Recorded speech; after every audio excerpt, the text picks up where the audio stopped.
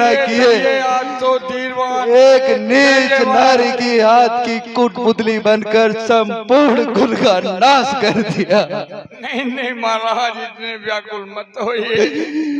आपकी ये दशा देखी नहीं जाती अगर आप कुछ हो मेरे गया काम नहीं आए, मेरा वे प्राण नहीं रहेंगे तुम्हें। नहीं, धीरज धरिए महाराज।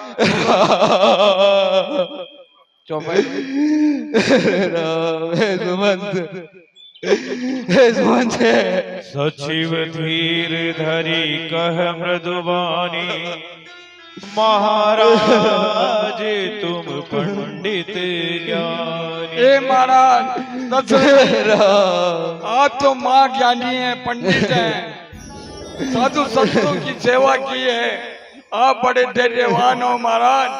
आप तो सदा साधु संतों की सेवा की ज्ञानी तपस्वी हो। धीरज धरिए महाराज, इतने व्याकुल मत होइए। जन्म मरण सुख दुख सुख भोगा, प्रिय मिलन वियोगा। जन्म मरण हानि लाभ ये तो आपने सब प्रकार से भोगा है महाराज। धीरज धरिए, इतने व्याकुल मत होइए महाराज। काल करम वसे होई गोसाई, वर वस रात दिवस की नाई। सुमन जी, चक्रवर्ती सम्राट का पुत्र पता नहीं किस वृक्ष के नीचे खड़ा होगा, कहाँ वन में भटक रहा होगा। रात तो काल रात्रि बलात्कारी उस तरफ होती है महाराज। धैर्य धरिए, आप इन्हें व्याकुल मत होइए महाराज। मेरे राम कहाँ गए? उन्होंने मेरे बारे में कुछ नहीं कहा क्या सुमंत? दूसर सुर सरिती साय रहाय जल पान करी, सिय समेत दोवी।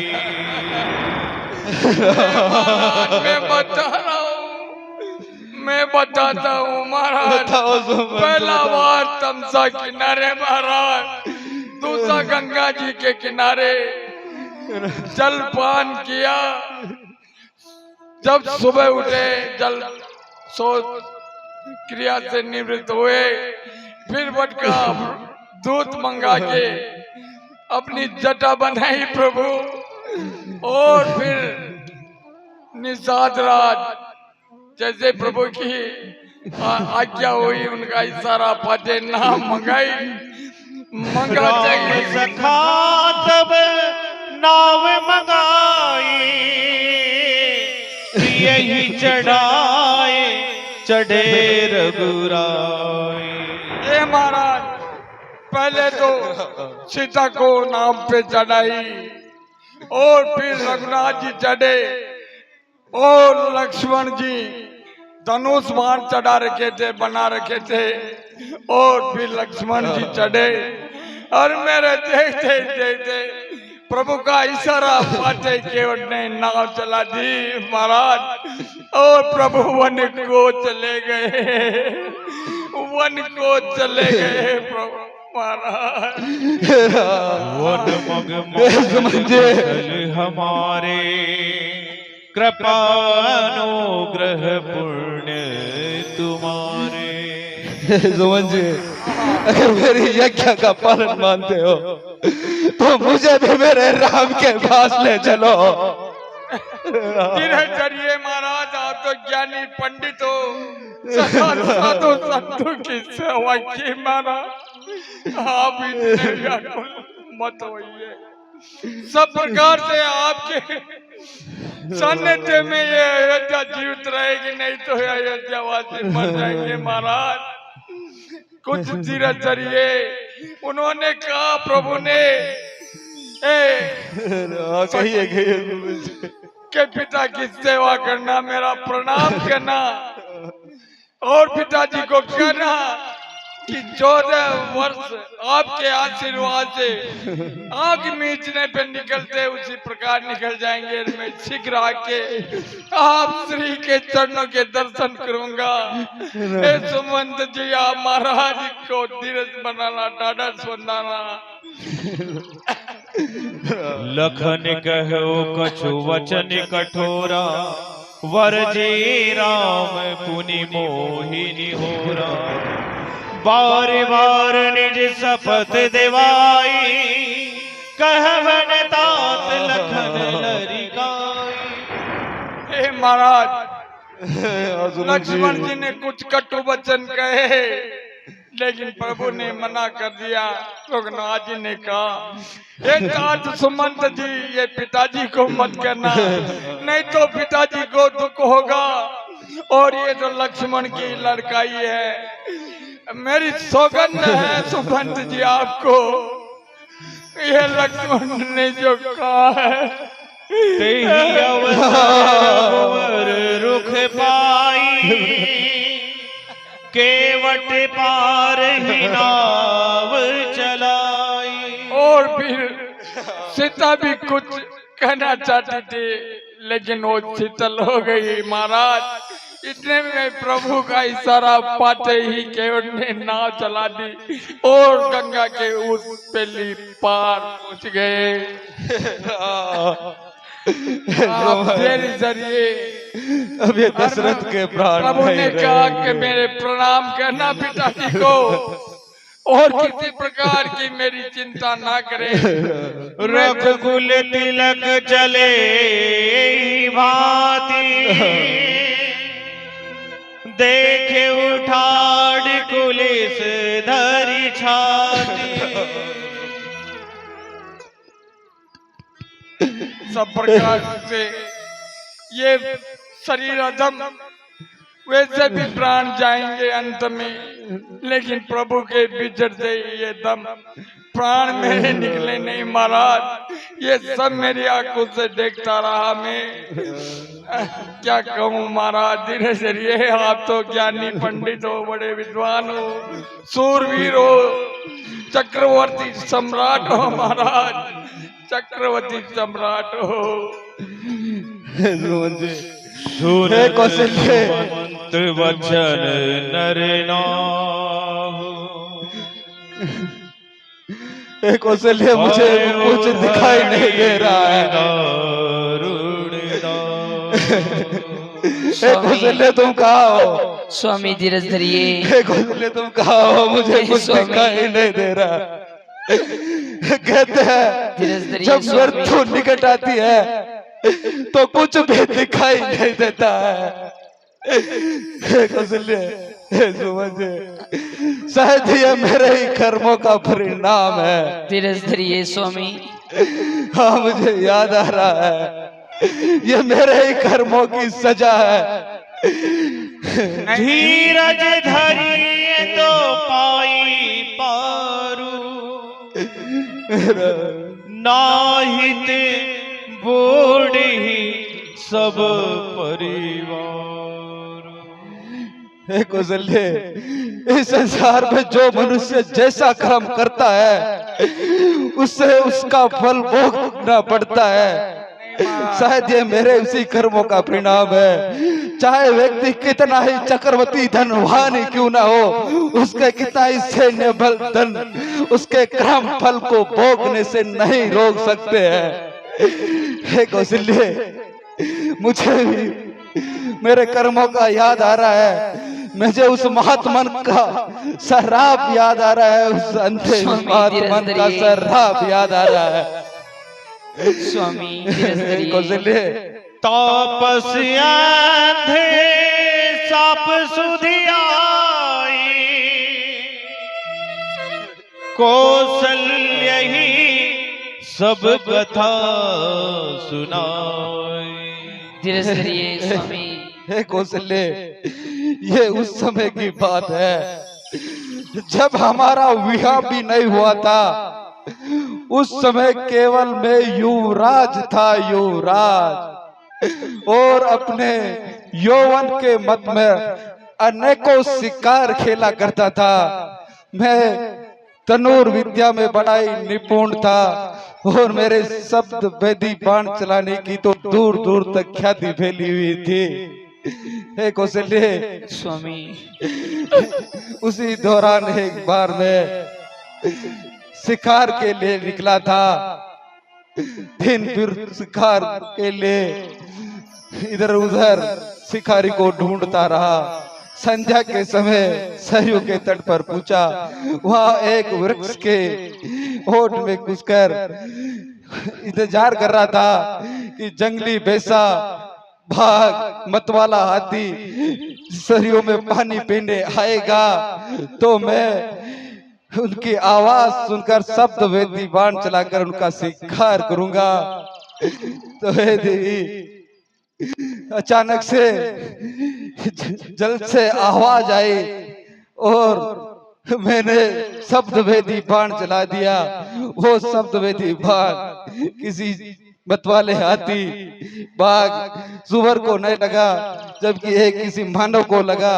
जैसे ही मानव की आवाज आई, मैं दौड़ते हुए उसके समीप पहुंचा।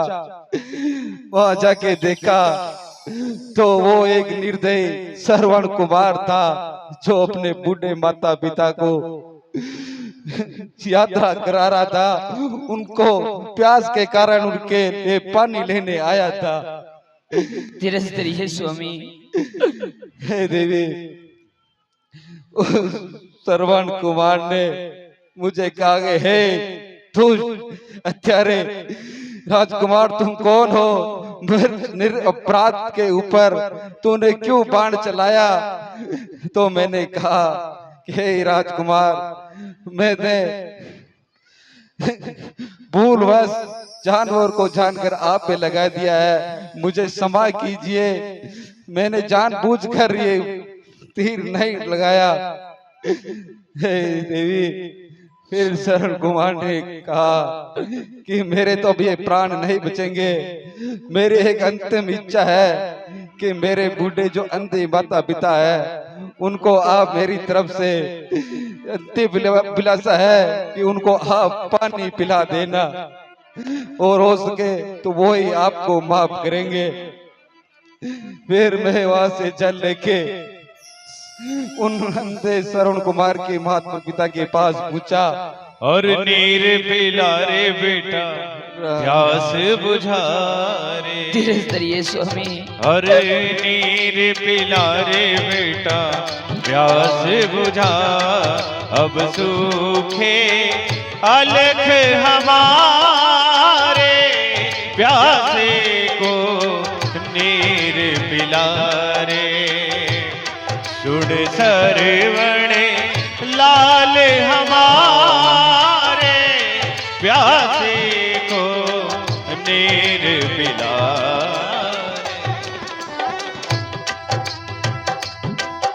स्वामी कौशल्य, अपने समस्ते का ध्यान रखें। हे कौशल्य, जैसे ही मैंने उन महात्मन को पानी दिया, वो ने आज ऐसे पानी को लेना चाहा और मेरे को छूते ही पहचान गए कि अरे भाई तुम कौन हो? मेरा पुत्र श्रवण कहाँ है? वो क्यों नहीं आए? तो मैंने उन्हें ये सारा वृत्तांत दिखाया कि मेरे हाथ से भूलवश उन पर बाण चल गया और वो भगवान को प्यारे हो गए। ये सुनते ही उनके माता पिता की चीखें निकलने लगे और उनकी माँ ने तो तुरंत ही अपने प्राण त्याग दिए। फिर श्रवण कुमार के पिता ने कहा और 4 पुत्र होंगे तेरे, पर एक न काम आएगा। धीरज धरिए स्वामी। हम जैसे तड़प कर मर रहे, वैसे ही मर जाएगा। फिर श्रवण के पिता ने कहा कि हे हत्यारे, तूने आज एक नहीं 3 हत्याएं की है, और जिस तरह आज मैं पुत्र वियोग में तड़प तड़प कर मर रहे हूँ, उसी प्रकार तेरे भी जब चार चार पुत्र होंगे और तेरी जब मृत्यु होगी, एक भी पुत्र तेरे पास नहीं होगा, और तुम भी आज जैसे मैं मर रहा हूँ वैसे तड़प तड़प कर मरोगे, वैसे तड़प तड़प कर धीरज मरोगे। धरिए स्वामी, राम धीरज धरिए।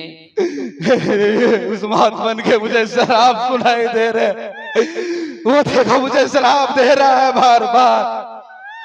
राम राम धीरज धरिए स्वामी, राम स्वस्ति का ध्यान और रखें। गुणनंदन प्राण प्रीते,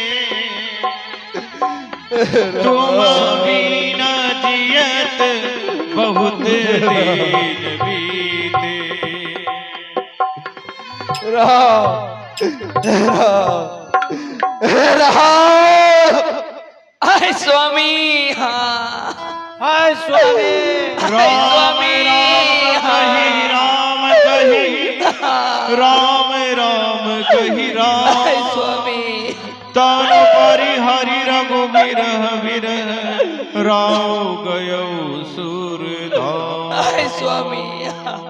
हे महारानी कौशल्या, कैकेयी, सुमित्रा महाराज तो सभी प्रकार से ज्ञानी पंडित विद्वान सूरवीर थे। इतने व्याकुल मत होइए, शांत हो जाइए। हे मंत्री जी, करो वशीकरण को बुला लाइए। दशरथ बाबा हाय स्वामी,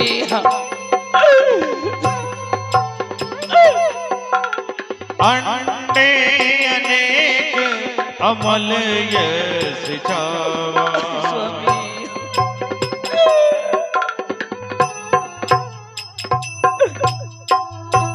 तब मुशिष्ट मुनि समय सम कही अनेक इतिहास, शोक निवार्यो सब ही कर निज विज्ञान प्रकाश। स्वामी, हे पुत्रियों,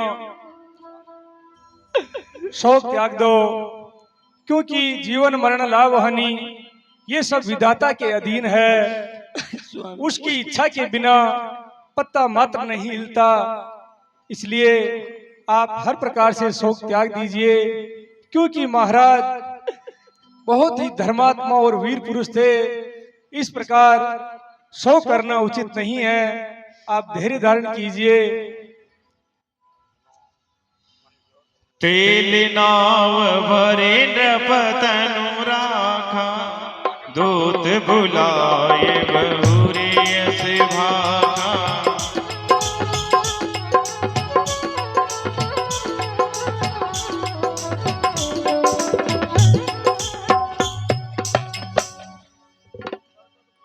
हे गुरु जी, हाँ हाँ कहिए अब सुमन जी। आगे की आप ही बताओ क्या करना है, हे सुमन जी, कहिए। महाराज दशरथ जैसे धर्मात्मा पुरुष के चार चार पुत्र होने के बावजूद भी राम और लक्ष्मण अपने कर्तव्य का पालन करने के लिए वन को गए हैं, और दोनों छोटे भाई भरत और शत्रुघ्न उनके ननिहाल